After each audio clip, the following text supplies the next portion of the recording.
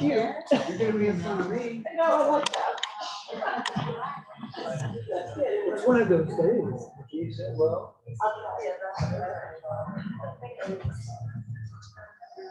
Good morning. It's Good morning. 10 o'clock. Good morning. Good morning. From standing up here, I see patterns because I'm pattern oriented, and I see this whole row of emptiness.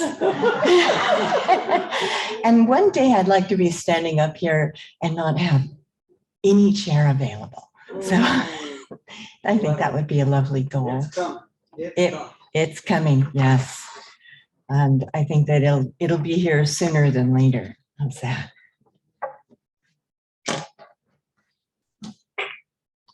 And we want to greet our Zoom visitors. Know that you're loved and missed, and even though you've moved and have started other great adventures, you're still in our hearts. Just keep that in mind. Okay.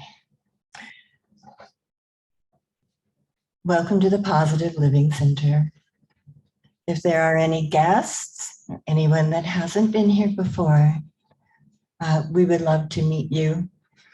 And if you're too shy to stand up and tell us your name, we'll probably mirage you at the end of this gathering, just to welcome you, just to say, welcome. Okay.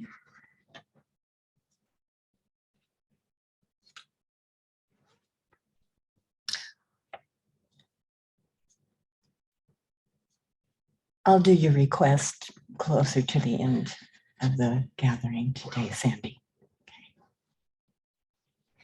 In the seat in front of you is a little card, and it has all the prayers that we use here, pretty simple. And you are welcome to take these home with you. I have one on my altar, and it helps me during the week to remind myself that we're continually in a place of connection to Creator. Okay, so join. Today is July 10th,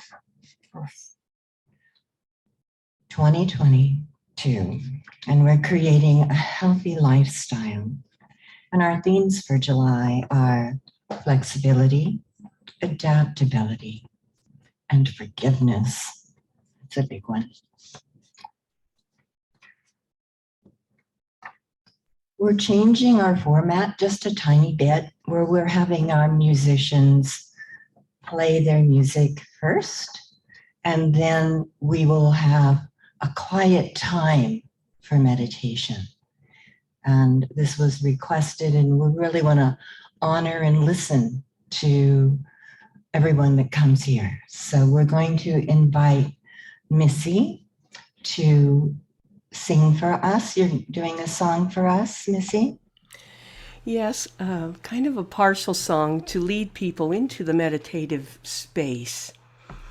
And so if people could just start thinking or feeling about meditation and just about that spark within their heart space where God is. God is the power of Christ as me. God is.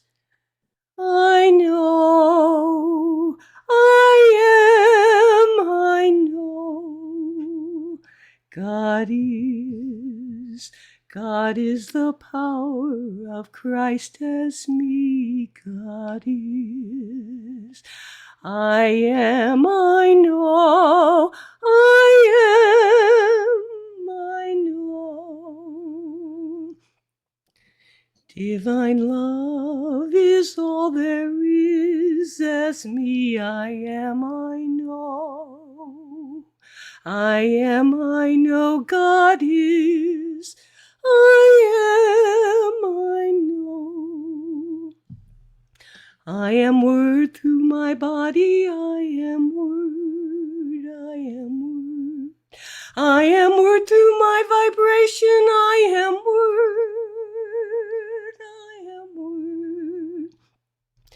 I am word through my knowing of myself as word. I am word, I am word, I am word. God is, I know I am. God is.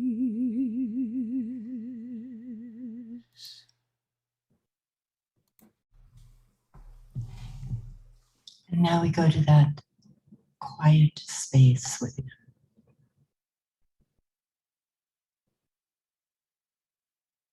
We respect ourself.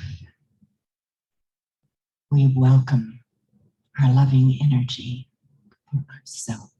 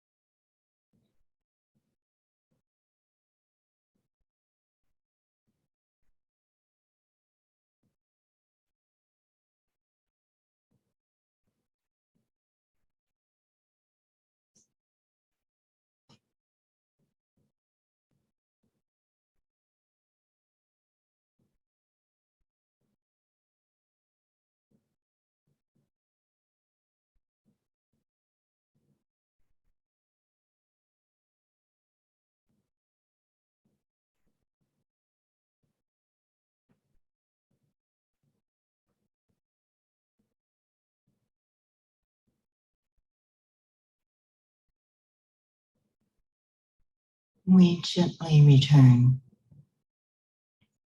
to this now, to this time,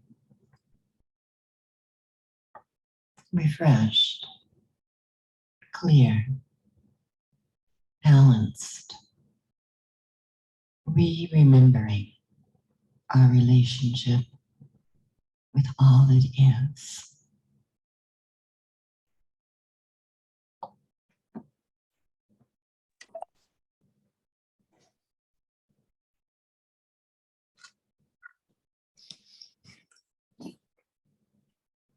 Now that everyone's back in their body, we'd like to welcome Reverend Joe Ball to give us his spiritual thought for today.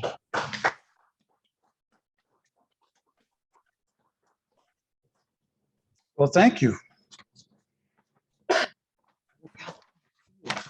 Oh, that's right. That's just, yes.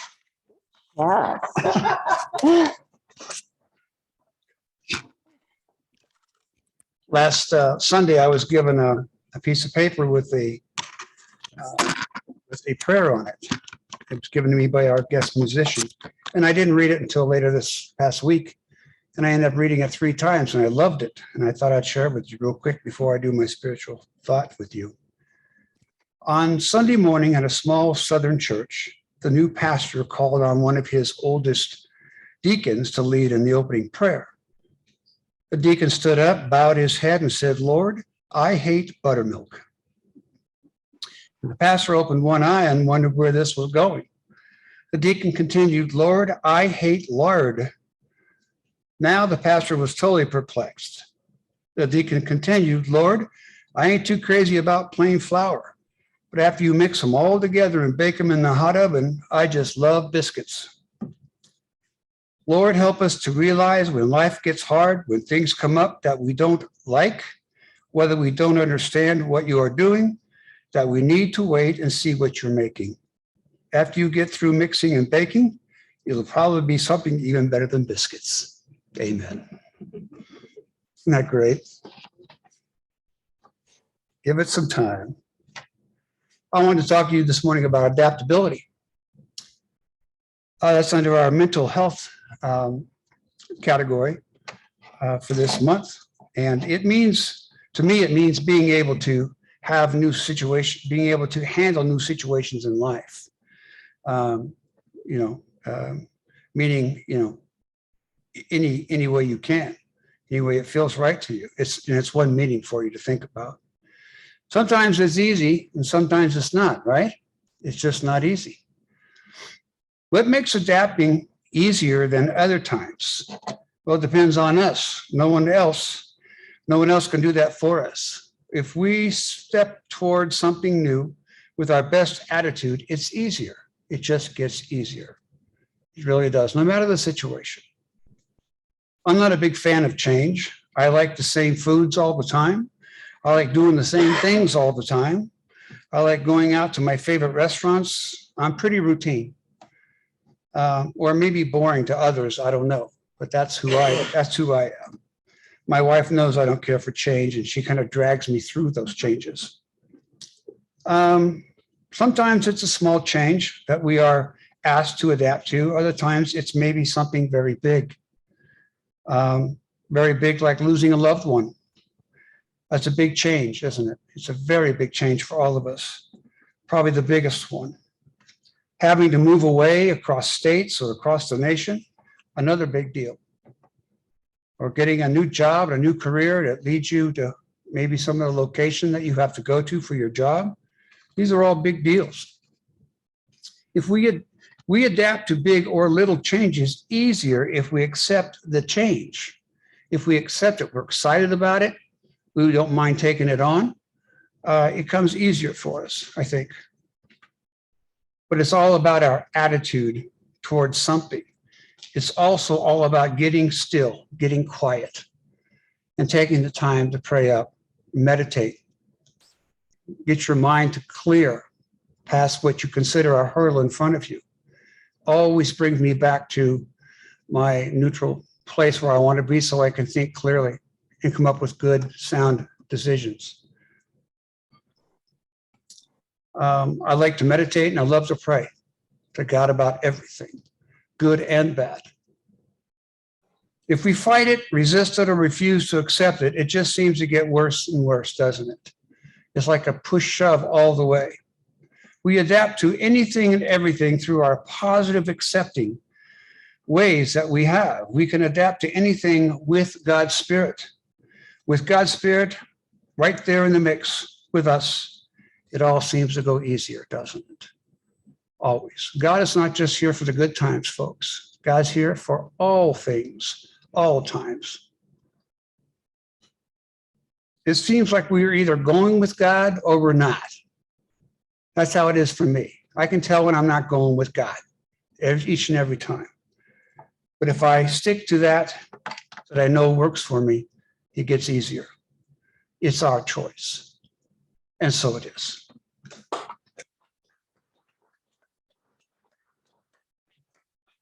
Thank you, Joe. That was lovely. I think we have some music from Lizzie. Is this true?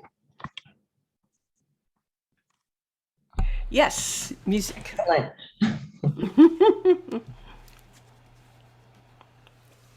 It's about our word has power. My word has power. It's a song I wrote based on something Ernest Holmes had in the Science of Mind textbook. My word has power. It breaks down every man-made law and casts it out through the law of the power of good. Nothing can change it. No beliefs can hinder it. My word has power. My word speaks with the power of truth. My word has power. It's based on the law of harmony and the recognition of the presence of good. There is only one law which manifests through us now. My word has power. It speaks with the power of truth. Your word speaks with the power of truth. Our word speaks with the power of truth. Our word has power. Oh,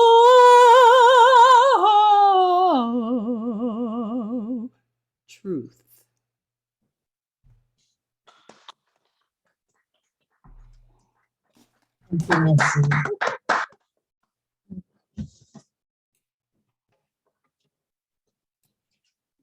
Speaking of truth, we have Bob Hand here today to give us his truth and his version of the world. Thank you.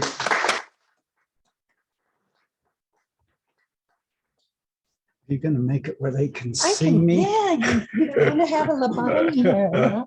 Okay, let's see. Where's This Bob? is so hard. I always walk when I'm giving talks. Yeah, You guys remember I'd walk across. So yeah. they now have this little chain up here they hook onto my ankle. And nails in Thank his you. shoes. Yeah. You know, I want to explain what I'm going to talk about today. And I told LJ I was going to blame her for this. I'm sure all of you memorize my talks. That's understandable. And so you'll remember that in February, LJ, I don't remember exactly, caused some kind of time warp sort of thing. And I talked about the July theme in February. Well, it's July and somehow I don't know exactly how it happened. Apparently I'm talking about the February theme. I made a mistake. Oh, did you? Oh, okay. Well, that's all right. It's okay. Yeah. So now I have two people to blame, even better. But what makes it all okay is the theme is balance. So heck, that's balanced anyway, right? Balance is critically important to our lives, and yet we just don't give it a lot of thought. I mean, let's face it, we're on these big bodies, basically moving around on two sticks we call legs.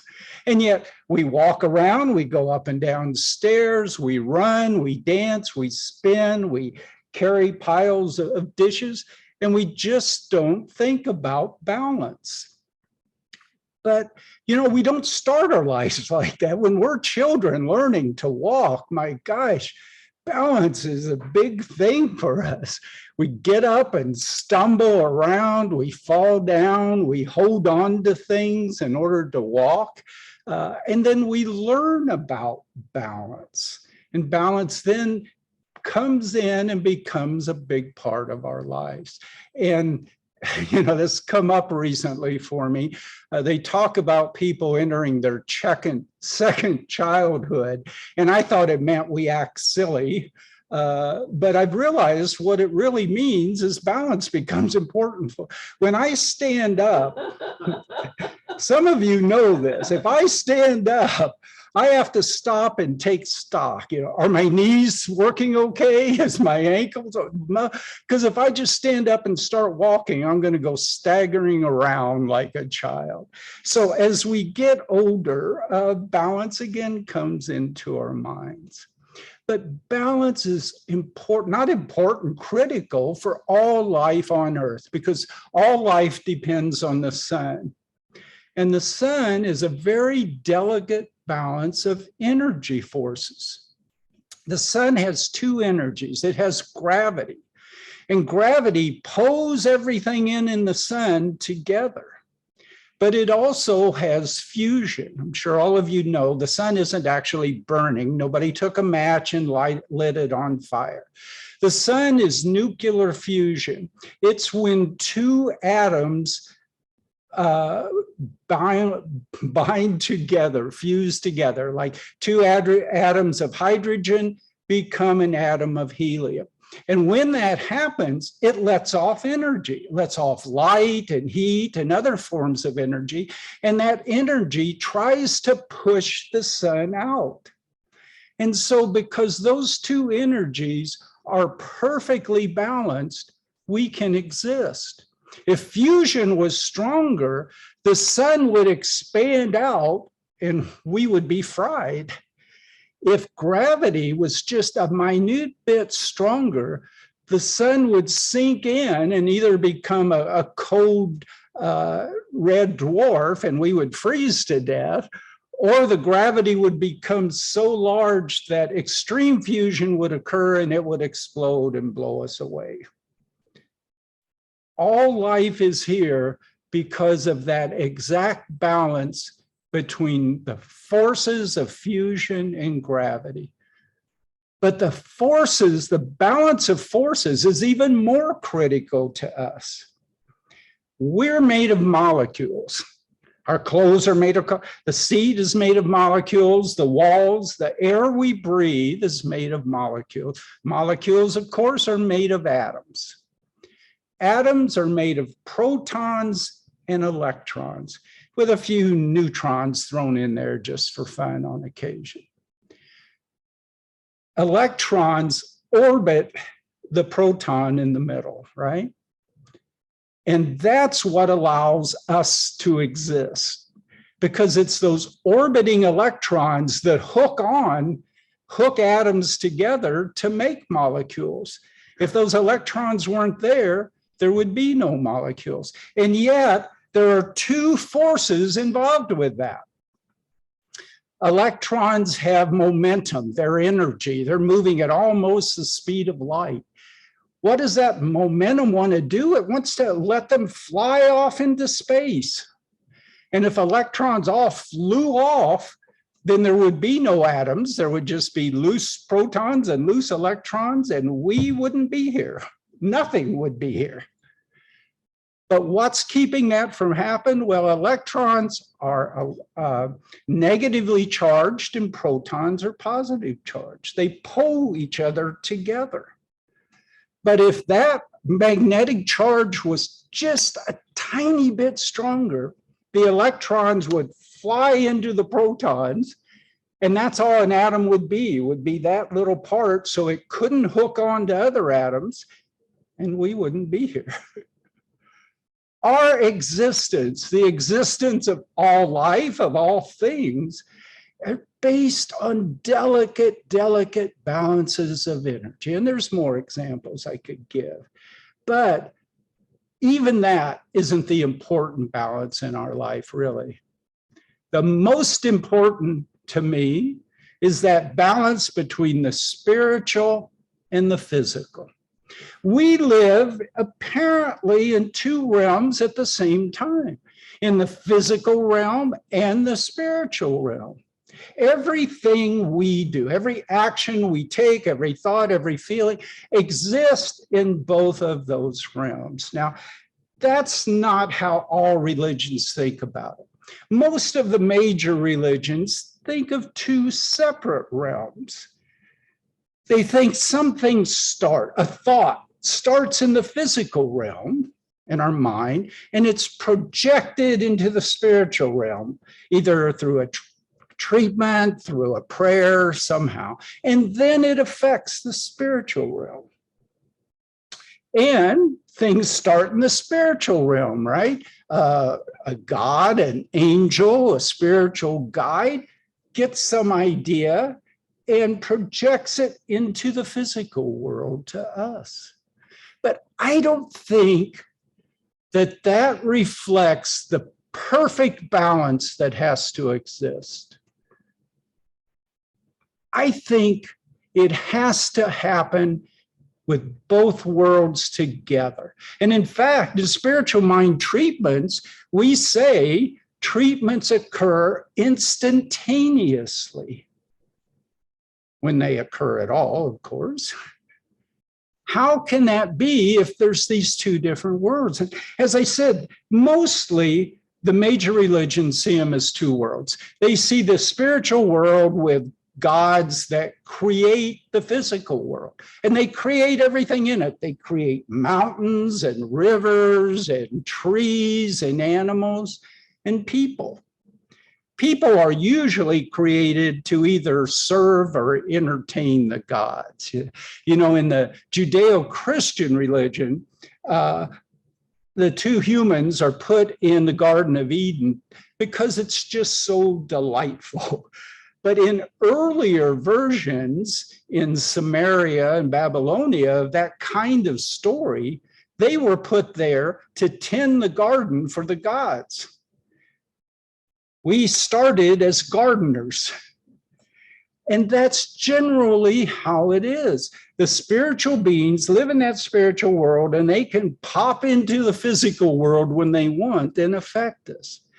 But it's more difficult for humans to affect the spiritual world. In many, again, of the major religions, people have to go through years of training in order to become a priest who has that ability to affect the spiritual world. Not everybody has that ability in many of the religions. Or if they do, it's only a minor. You really have to be somebody special. You have to go through training. You have to have this particular kind of strength or knowledge that allows you to send ideas into the spiritual world. And in fact, in early Judaism, for a few hundred years, up until about AD 50 or so, when the Jews rebelled against the Romans and the Romans destroyed the whole Temple Mound area of Jerusalem, up until that point, when God came to earth, he came only into one small room. Doesn't seem like a cool thing for a God, but God only came into this small room in the temple in Jerusalem called the Holy of Holies. And only one human being on all of the earth could go into that room, the head priest of the temple, because it was believed if any other human being entered the Holy of Holies, God would immediately kill them.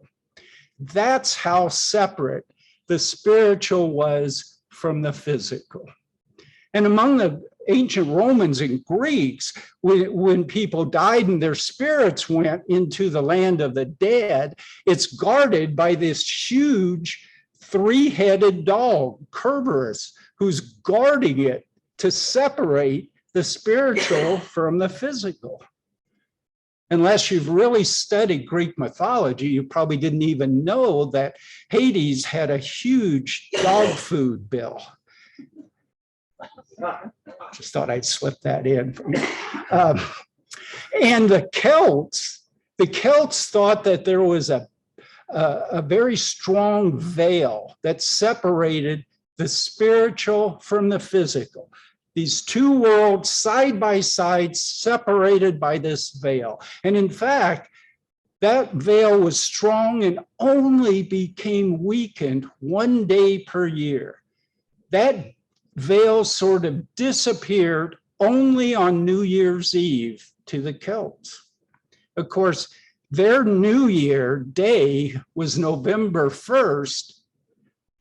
And so on New Year's Eve, the spirits and ghosts and demons could come into the earth. So people would dress up in costumes, like animal costumes. So they'd be in disguise and the ghost wouldn't inhabit them, wouldn't possess them. And of course, that New Year's Eve was October 31st, our Halloween. But in all of the traditions, there are these two separated worlds, physical and spiritual. So why do I say everything happens in both? And I'm going to go back to science to explain that. Everything exists as matter or energy. I mean, we know that. Everything is solid matter or liquid or even air we breathe. It's made of molecules, or it's something like light or heat. Everything is matter or energy. And for over 100 years, scientists have known that at the subatomic level, everything is either matter, it's protons, electrons, whatever, or it's energy. It's light, electricity, etc. And remember, we're made from the subatomic, so that includes everything about us. And those are two very different things. Matter occurs in one teeny spot. Energy always is spread out. You can't be both of those. It's like saying something is freezing cold and it's burning hot at the same time. Can't be both. And yet, the best scientists in the world have discovered that everything exists as both. In fact, recently, there was another study done with the most precise measurements ever made. Everything at the subatomic level is both matter and energy at the same time, even though we have no clue how that can happen. But there's one more craziness in all of this. We never see that. We always see either matter or energy, never both. Even though scientists tells us that everything is both at the same time. At the subatomic level, when they measure something, they can measure it and it will be matter, or they can measure it and it will be energy, but never both. What makes that happen? Is it the temperature it's measured at? No. Is it the time of day or time of year? No. Is it where you measure it? If you measure it in a valley, will it be energy? And up on a mountain, it'll be matter? No. There's no factor that determines whether it measures as matter or energy, except one factor. That factor is us. If we choose to set up a measurement that will measure something as matter, it will show up as matter. If we set the experiment up to measure something that's energy, it will be energy. We decide what this is going to be. It's both. If we choose to measure it as matter, it'll be matter. If we choose to measure it as energy, it will be energy. The Tao Te Ching says, we strip ourselves of passion to see the mystery, the spiritual. We fill ourselves with passion to see the manifestation, the physical world. But in their nature, they are the same. The Tao Te Ching teaches there is one. It occurs as physical, it occurs as spiritual. We choose how we see it. Every minute, every hour, every second, we can choose. Do we see reality as physical, or do we choose to see reality as spiritual? Only I'm going to go one step further. In the secret gospel of Thomas, it says, a person who is divided will be in darkness, and a person who is united will be filled with light. And so I want to go one step further. We can choose to see the world as physical. We can choose to see the world as spiritual, but either way, we are in darkness because we're divided, because we have divided our reality into physical and spiritual. But maybe we have the capability to see the oneness, to see that there aren't two worlds, there aren't a physical and a spiritual, there is one. And when we can see the world as one, we will be undivided. The divine light will shine through us, and we will light up the world. Thank you.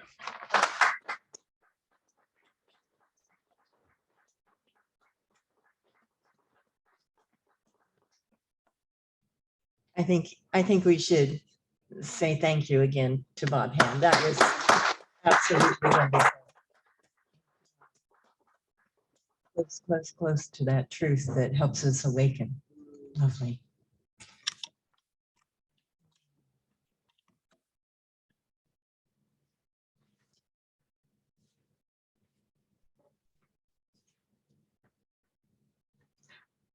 On the third Sunday of the month, we have a healing circle here. And there have been a few healings reported according to Sandy West. And I do believe that when we use that oneness that Bob Hand just spoke about, we are in a different level of connectedness to that whole holy part of ourselves. So that's what's coming next week.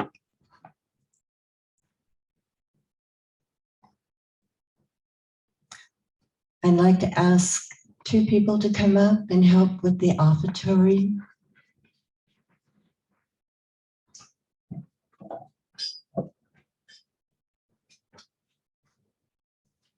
Thank you, gentlemen.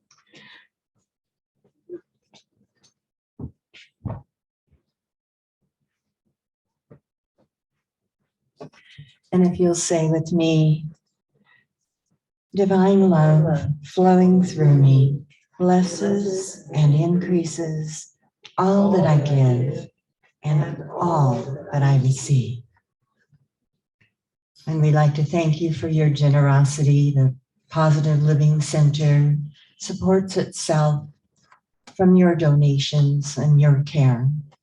I know that Missy has an address that she puts up for our participants on Zoom, so you have access there.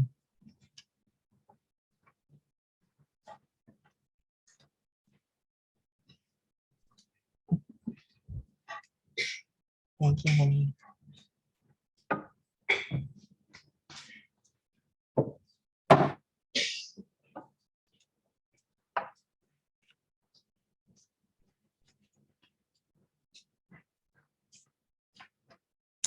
Thank you, Leo.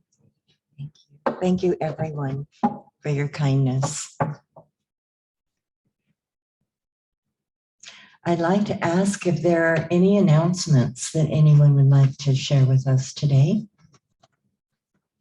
Sandy's she has an announcement. I just wanted to show everybody this book and you can come up and look at it. I was just gifted with this and it's actually so wonderful. I like to keep prayers around, like one in the car and one in different places. So if things aren't going well, I can take a moment, reflect and pray and get myself centered again. And Missy gave me this and it's pray in 30 days the affirmative way. So come look at it and see if you don't want it as a tool. Like by your bedside or in your car or wherever it is. It's really good. Sandy, Mhm. I'd like to show that to our friends on Zoom. Cool.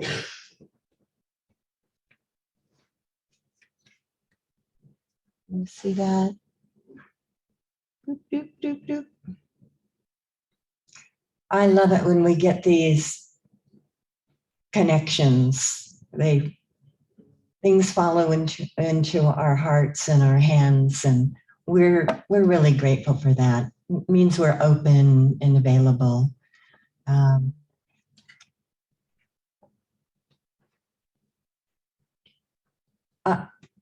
I'm asking, is there anyone else that has anything to say? Laura?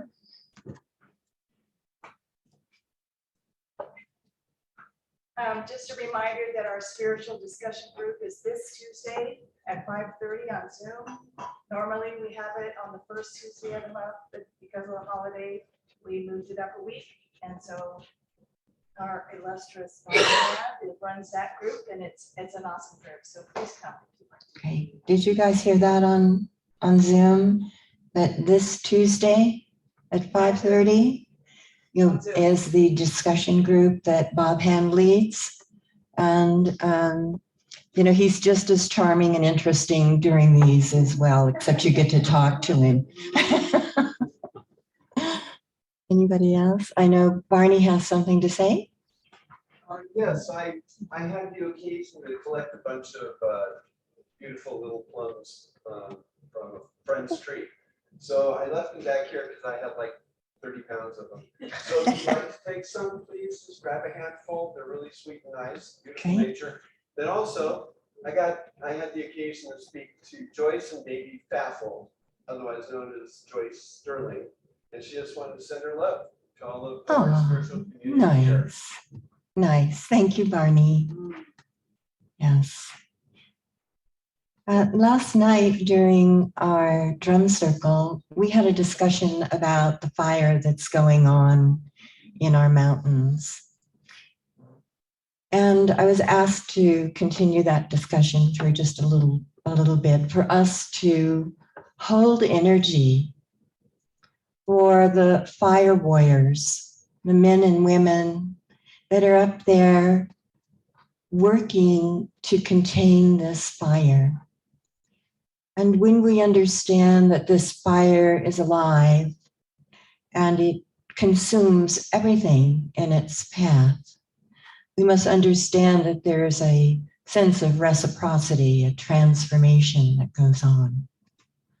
Knowing that there's a balance in nature and we're going inside ourselves to our higher realm of consciousness to understand that Creator has designed this element that we rarely understand.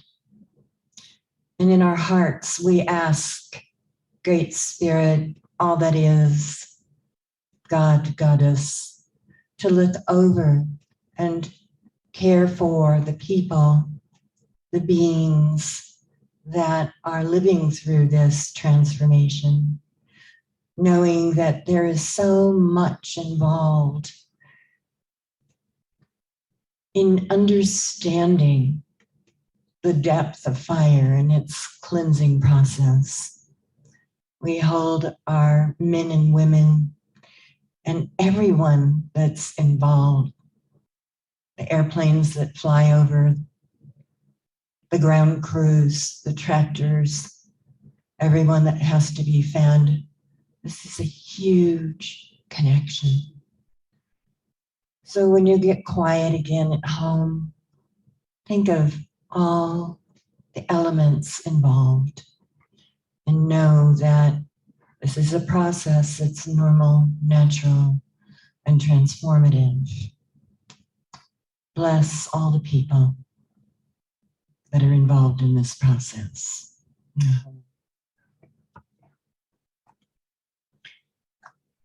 And just a reminder that there are musicians out in our community, and they have this great access to be able to talk to Joe Bull because he wrangles our musicians. And if you know of anyone that would like to share here at the Positive Living Center, just have them get a hold of Joe. We would appreciate that and spread that love around a little bit more. Our practitioner is Joe Bull today, and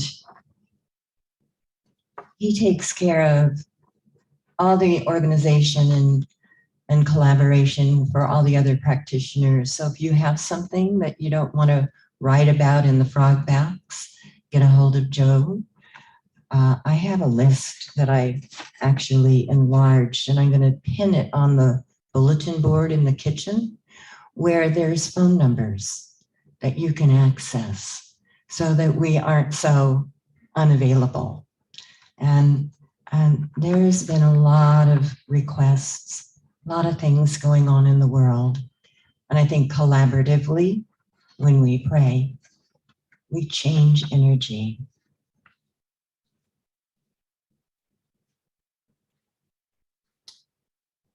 Would you say with me a prayer of protection? The light of God surrounds me. The love of God enfolds me. The power of God protects me. The presence of God watches over me. And the energy of God is me.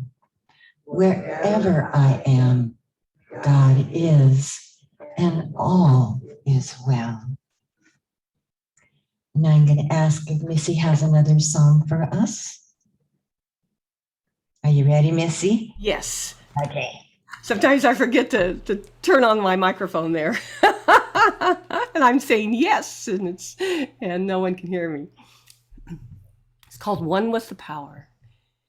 The infinite spirit within me is God, the spirit which knows me as part of itself.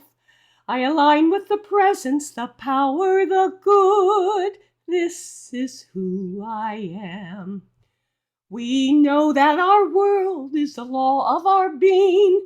Nothing but good can go out and return. So with joy and with peace, we let go and give thanks. All is well with our souls, because God is in all and through all. We are one with the power of God. This is who we are. The infinite spirit within us is God, the spirit which knows us as part of ourselves. We align with the presence, the power, the good.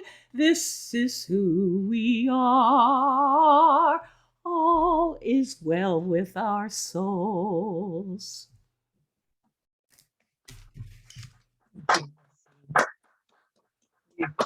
Beautiful voice. And I'd like to ask Sandy West to give us our closing prayer.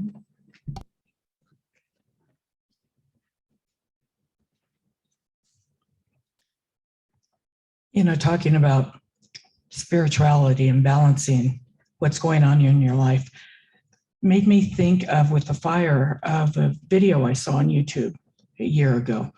And it was a group of firefighters. I believe they were from New Zealand, but they had come to a fire, worked the fire. They were coming down and someone was filming them come down the hill, and they all of a sudden broke out.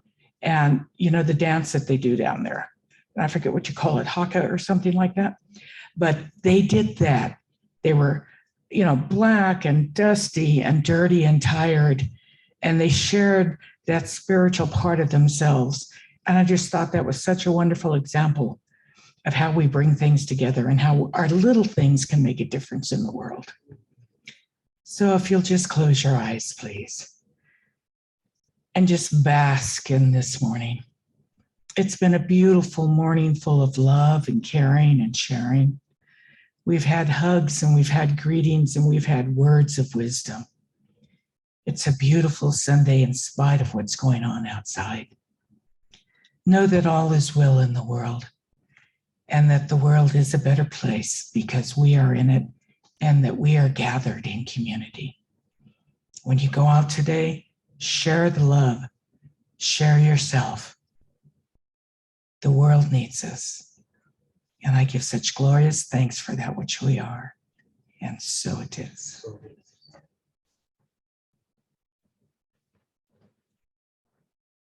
Thank you, Sandy.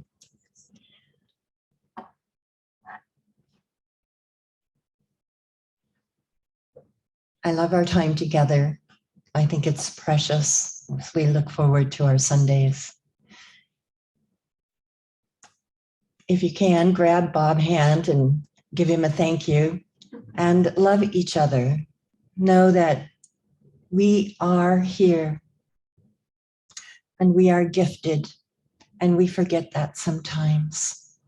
And so share whatever you have, whether it's a smile or a flower, kindness. Namaste. Thank you for being here.